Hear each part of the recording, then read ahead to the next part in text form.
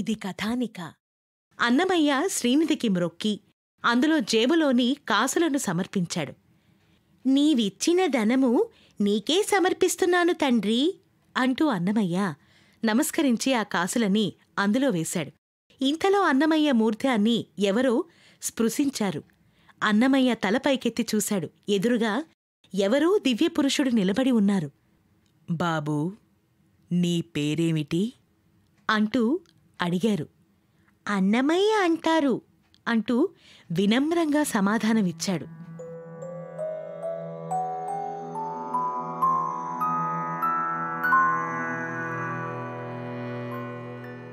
ఓం నమో వెంకటేశాయ. ఇందాకటి నీ గంధర్వగానం నేను విన్నాను. జగన్మోహనంగా ఉంది. అదిగో అల్లదిగో శ్రీహరివాసము 10,000 శేషుల పడగలమయము.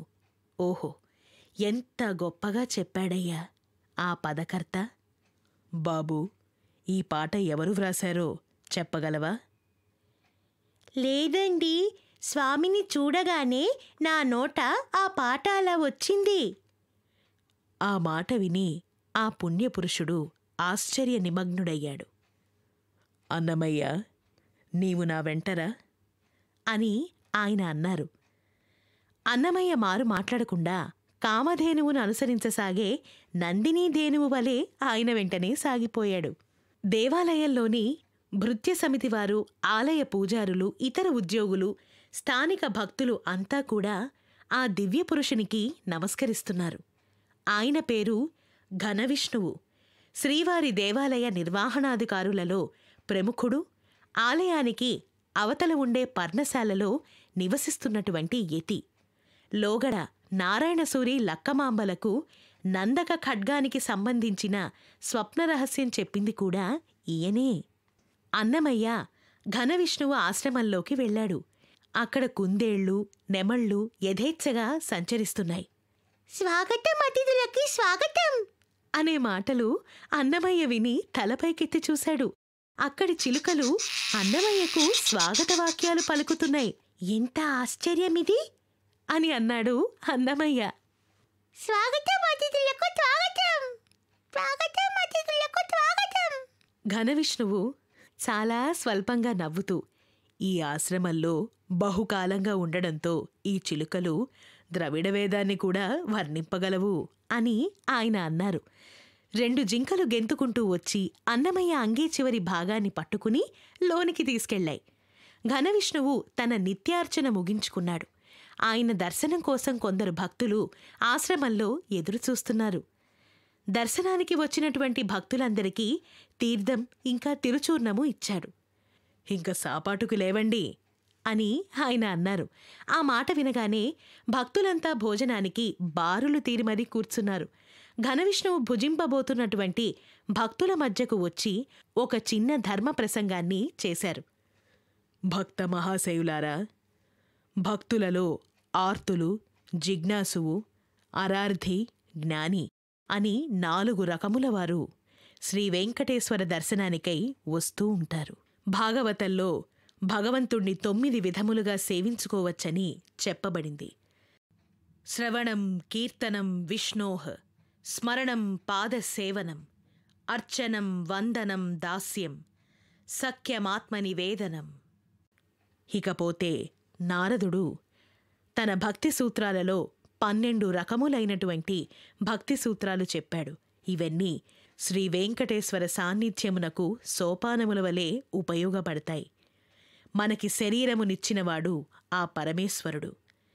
జిహ్వస్తు జఠరాగ్నిని ఇచ్చి భుజించే ఆహార పదార్థములను కూడా ఈ పృథ్వీపై ప్రసాదించినవాడు ఆ వెంకటేశ్వరుడే. కాబట్టి భోజనమనే యజ్ఞానికి మొదట, తర్వాత కూడా సర్వశ్రేష్టమైన భగవన్నామాన్ని సంకీర్తనం చేయటం ఇహపరకారకమైనటువంటి క్రియ అని ఘనవిష్ణువు చెప్తున్నారు. ఆయన మాటలు వినగానే అన్నమయ్యలో భావావేశం ఉప్పొంగింది.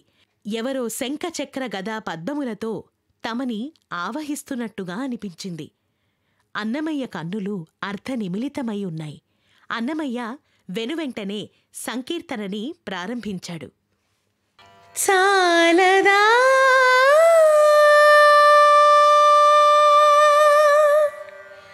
హరినామ సౌఖ్యామృతము తమకు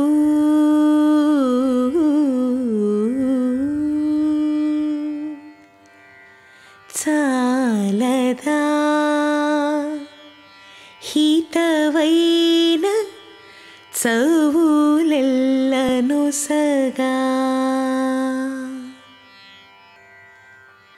చాలదా హరినామ సౌఖ్యామృతము తమకు చాలదా హితవైన చవులెల్లను సగా చాలదా హరినామ సౌఖ్యామృతము తమకు చాలదా హితవైన చవులెల్లను సగా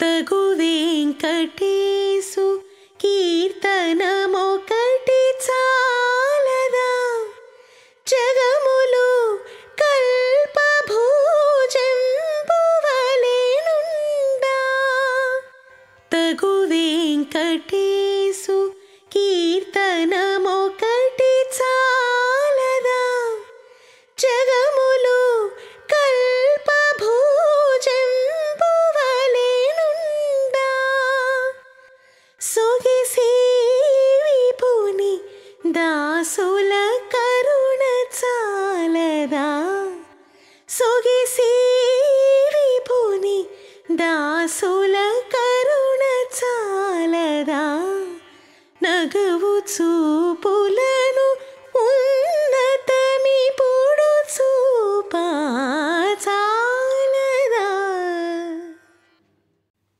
చాలదా హరినామం అంటూ ఆ పాటని అన్నమయ్య అనర్గళంగా ఆలపిస్తున్నారు. ఆ పాటని వింటున్న భక్తులంతా మంత్రముగ్ధులైనారు. ఎవరి నల్లని బాలుడు అపరబాల గోపాలునిలాగా ఉన్నాడే? వేనోళ్ల ప్రశంసల్ని అందుకుంటున్నాడు అన్నమయ్య. ఘనవిష్ణువు అన్నమయ్య సంకీర్తనం చేసే పద్ధతిని చాలా నిశితంగా గమనించారు. ఇతనిని ఏదో ఒక దివ్యశక్తి ఆవహిస్తున్నది.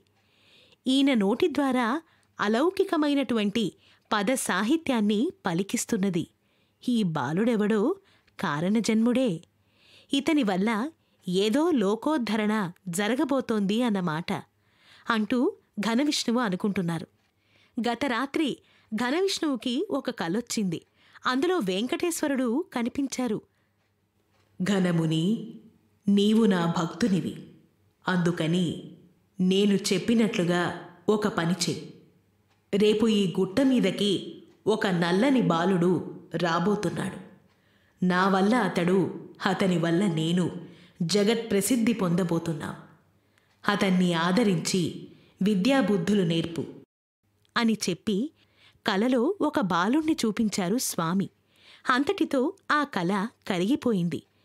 నేడు ఉదయం స్వామివారి సన్నిధిలో గానం చేస్తున్న అన్నమయ్యను చూసేసరికి ఘనమునికి కలిగినటువంటి ఆశ్చర్యానికి అసలు అంతే లేదు.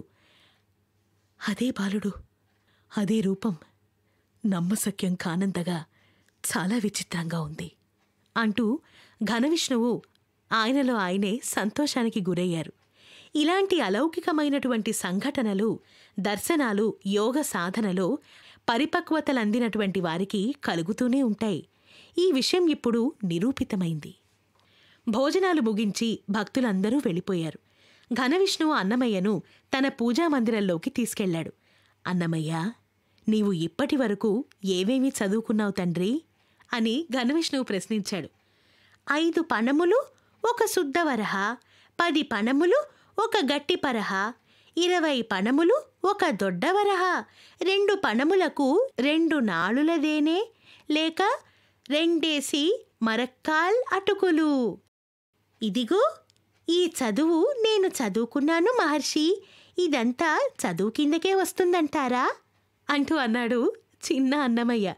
ఘనవిష్ణువు నవ్వేసి, అది కూడా ఒక రకమైన చదువే, లౌకిక విద్య అర్థవిద్య, పరమార్థ విద్య 2 విద్యలు. మానవుడు రెండిటినీ అభ్యసిస్తున్నాడు అని అన్నారు మహర్షి.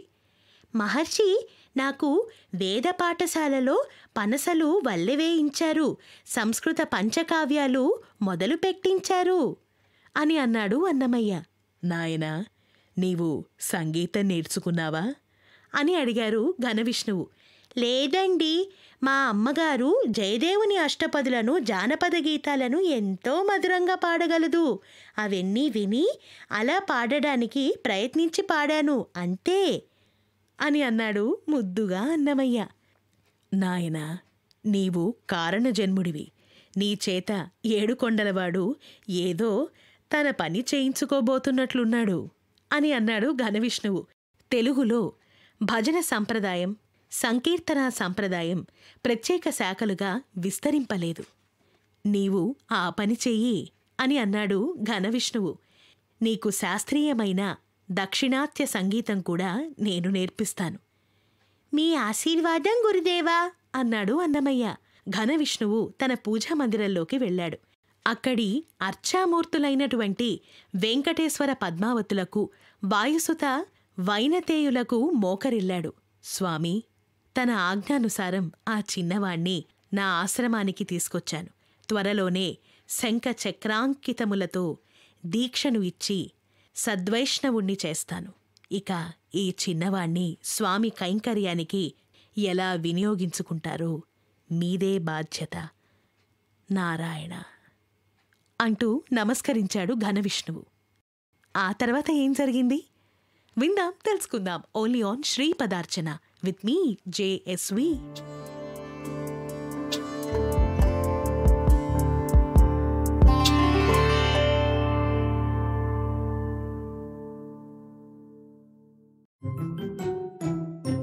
ఇది